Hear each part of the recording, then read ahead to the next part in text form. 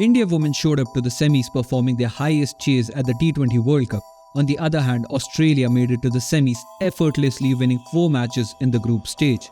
Quite interestingly, India has been the only team to have beaten Australia in a T20 World Cup since 2016.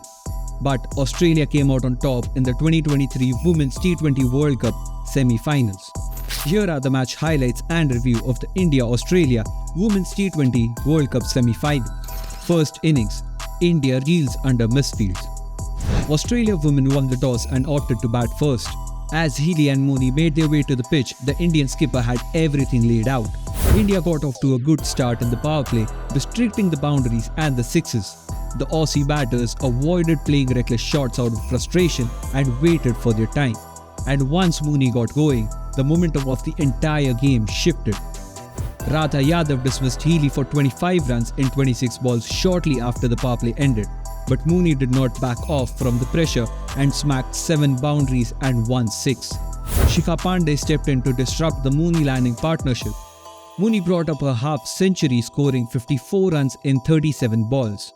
Aussies are known for their aggressive style of play, and their skipper was no exception.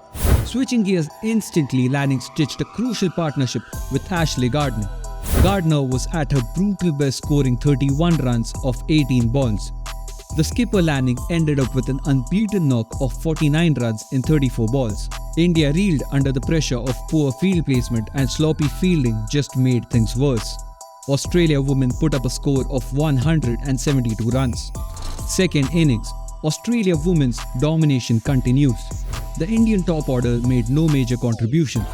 India women lost both their openers and Yastika Bhatia in the power play. With a looming target of 173, the Indian side was already under a lot of pressure. Jemima Rodriguez turned things around with a few powerful shots. Jemima brought up a 69 runs partnership with the Indian skipper Harmanpreet Kaur.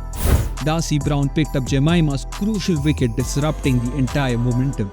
Jemima scored 43 runs for 24 balls.